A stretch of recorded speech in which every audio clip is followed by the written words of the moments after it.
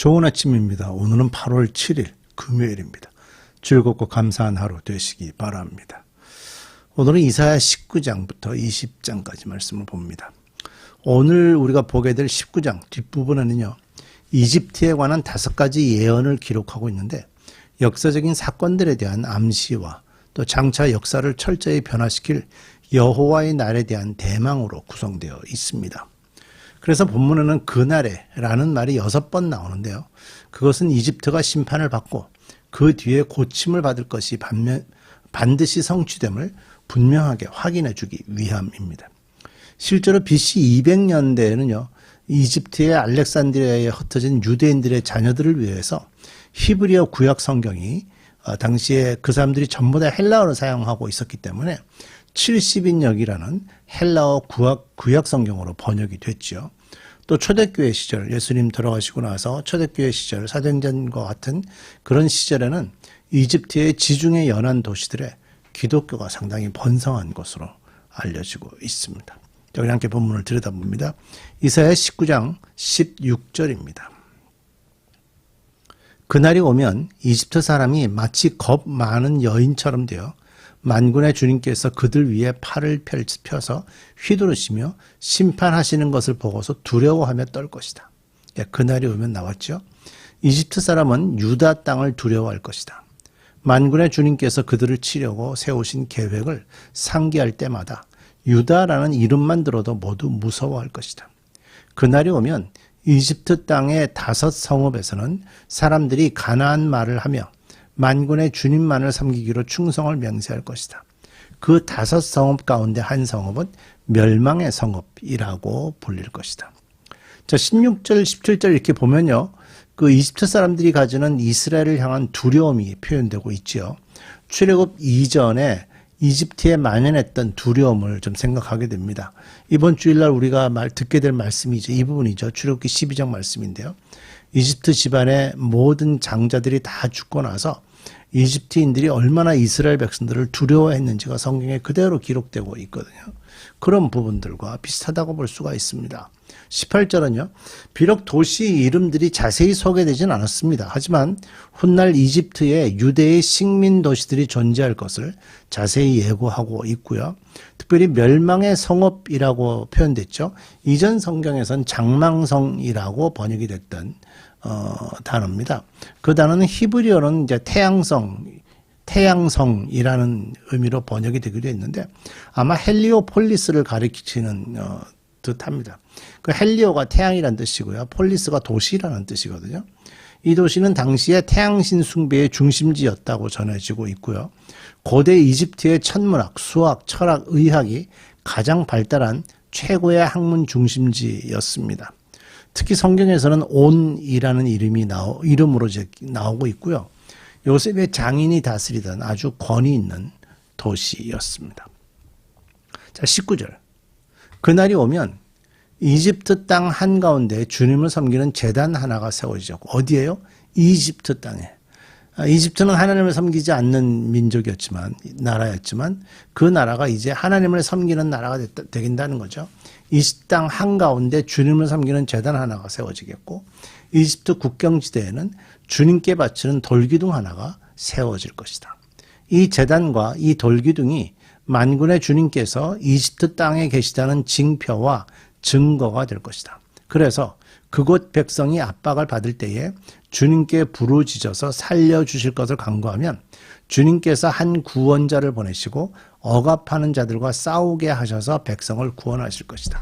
자, 여기 그 20절에 나오는 이 부분을 다시 읽어보면요. 이집트 땅에 사는 백성들이 압박을 받을 때, 고통을 받고 누군가의 공격을 받을 때 주님께 부르짖으면 주님께 살려달라고 부르짖으면 주님께서 한 구원자를 보내시고 억압하는 자들과 싸우게 하셔서 백성을 구원하실 것이다. 무슨 얘기죠? 출애굽기 얘기죠. 그러니까 히브리 백성들, 당신의 백성인 이스라엘 백성들을 향해서 하셨던 말씀을 지금 이집트 사람들을 향해서도 좀 적용시키고 있을 정도로 이집트란 나라에 대한 회복에 대한 말씀을 지금 하고 계시는 겁니다. 21절. 주님께서는 이렇게 자신을 이집트 사람에게 알리실 것이며 그날로 이집트 사람은 주님을 올바로 알고 희생제물과 번제를 드려서 주님께 예배하고 또 주님께 서원하고 그대로 실천할 것이다. 주님께서 이집트를 치시겠으나 치시고 나서는 곧바로 어루만져 낫게 하실 것이므로 그들이 주님께로 돌아오고 주님께서는 그들의 간구를 들으시고 그들을 고쳐주실 것이다. 그날이 오면 이집트에서 아시리아로 통하는 큰 길이 생겨 아시리아 사람은 이집트로 가고 이집트 사람은 아시리아로 갈 것이며 이집트 사람이 아시리아 사람과 함께 주님을 경배할 것이다. 그날이 오면 이스라엘과 이집트와 아시리아 이 세 나라가 이 세상 모든 나라에 복을 주게 될 것이다. 복의 근원이 될 수 있는 나라가 된다고죠. 만군의 주님께서 이 세 나라에 복을 주며 이르시기를 나의 백성 이집트야, 나의 손으로 지은 아시리아야, 나의 소유 이스라엘아, 복을 받아라 하실 것이다. 자, 19절에서 22절의 그 말씀을 보면 임박한 심판 넘어서 이집트인들이 장차 철저히 회개해서 하나님께 돌아오게 됨으로써 이집트 안에 참되신 하나님을 증거하는 시설이 세워질 것이다 라고 이제 내다보고 있죠. 특히 20절에서 좀 전에 제가 말씀드렸던 것처럼 출애굽기의 용어, 이집트인들이 어떻게 구원받을 것인가에 대한 얘기가 적용되기도 했습니다. 그리고 이집트를 치겠지만 곧바로 만져주실 것이다 라고 표현한 22절의 표현을 보면 심판의 배후에 있는 자비하신 의도를 나타내고 있죠. 그것은 바로 화해할 수 없는 민족들로 하여금 교제케 하시는 거예요. 그들이 하나님께서 그들을 만져주실 것이기 때문에 23절에서 이집트 사람들이 아시리아로 가고 아시리아 사람들이 이집트로 오면서 서로 함께 주님을 경배하게 될 것이다. 왜 이런 일들이 생기냐? 하나님이 이집트를 치시겠지만 곧바로 어루만져 주실 것으로 화해할 수 없는 민족들이거든요. 서로 원수기 때문에. 그러나 그들이 교제하면서 함께 하나님께로 나오게 될 것이다 라는 말씀하시는 거고요. 하나님께서 이스라엘에게 베푸실 축복은요, 아브라함에게 언약하신 대로 세계의 나머지 민족에게도 축복이 될 것입니다. 그래서 25절에 보면 나의 백성 이집트야, 나의 손으로 지은 아시리아야, 나의 소유 이스라엘아, 복을 받으라 라고 말씀하시는 거죠. 자, 이제 우리 20장으로 넘어가겠습니다. 20장 1절입니다. 아시리아 왕 사르곤이 보낸 다르단 장군이 아스돗으로 와서 아스돗을 점령하였다. 그 해에 주님께서 아모스의 아들 이사야를 시켜서 말씀하셨다. 주님께서 이사야에게 말씀하시기를 허리에 두른 배의 옷을 입고 발에서 신을 벗으라고 하셨다. 그래서 이사야는 말씀대로 옷을 벗고 맨발로 다녔다. 그때 주님께서 말씀하셨다. 나의 종 이사야가 3년 동안 벗은 몸과 맨발로 다니면서 이집트와 에디오피아에게 표징과 징조가 된 것처럼 아시리아 왕이 이집트에서 잡은 포로와 에디오피아에서 잡은 포로를 젊은이나 늙은이 할 것 없이 모두 벗은 몸과 맨발로 끌고 갈 것이니 이집트 사람이 수치스럽게도 그들의 엉덩이까지 드러난 채로 끌려갈 것이다. 그리하여 에디오피아를 의지하던 자들과 이집트를 그들의 자랑으로 여기던 자들이 두려워하고 부끄러워할 것이다.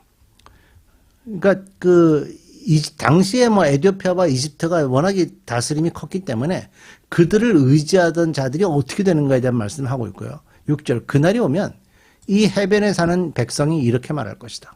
우리가 의지하던 나라 아시리아 왕에게서 구해달라고, 우리를 살려달라고 도움을 청한 나라가 이렇게 되었으니 이제 우리가 어디로 피해야 한단 말입니까? 이렇게 표현을 했다는 거죠. 사실 이집트를 신뢰하는 사람들이 얼마나 어리석은가를 지금 표현하고 있는데요. BC 713년에서 711년 사이에 블레셋 북쪽의 아스돗이라는 도시, 그러니까 지금 현재 가자지구 바로 위에 있는 도시예요. 아스돗이라는 도시는 이디오피아 이집트 제국의 도움을 믿고요. 유다에게도 도움을 요청하면서 나는 이제 아시리아에게 대해서 반기를 들겠다. 반란을 했어요. 하지만 유다는 이사야가 미리 예언을 해준 그대로 이 반란에 참여하지 않았죠. 그리고 그래서 BC 711년에 아시리아가 이 반란을 평정하게 됩니다. 결국 이집트가 도와주려고 해봤지만 소용이 없었습니다. 그로 인해서 비로소 이사야가 행동으로 표현했던 이 예언의 완전한 의미가 분명하게 드러났고요. 이사야가 했던 경고의 정당성이 입증되게 됐죠. 이처럼 상징적으로 표현하는 것은, 예언을 상징적으로 표현하는 것은 이 메시지의 의미를 강하게 전달하는 일반적인 방법이었죠. 이런 일은요, 상당한 인격적인 수치를 감내해야 되는 일이긴 하지만 이사야의 이런 희생이 또 예루살렘을 살리게 되는 그런 계기가 됐던 겁니다. 예루살렘도 그때 이사야의 말을 듣지 않고 그 반 아시리아 동맹에 가입을 했더라면 예루살렘이 굉장히 어려움을 겪었었겠죠. 항상 우리가 하나님의 뜻이 어디 있는가, 하나님의 마음이 어디에 있는가, 그 마음이 우리에게 전달될 때 우리가 그걸 어떻게 깨달을까, 이런 데 집중을 하면서 살아야 되는 거죠. 우리 기도하겠습니다. 우리가 판단하기 어려운 것들, 결정하기 어려운 일들이 참 많습니다. 특히 그것이 하나님과 관계된 일이라면, 그것이 그리스도인으로서 관계된 일이라면 더더욱 어렵습니다. 이럴 때마다 하나님께서 원래 말씀하시는 것이 무엇인지, 성경 안에 어떤 메시지들이 있는지 잘 찾아서 하나님의 뜻에 순종하고 하나님의 뜻에 맞춰 살아가는 저희들 되게 해 주옵소서. 예수님의 이름으로 기도드립니다. 아멘.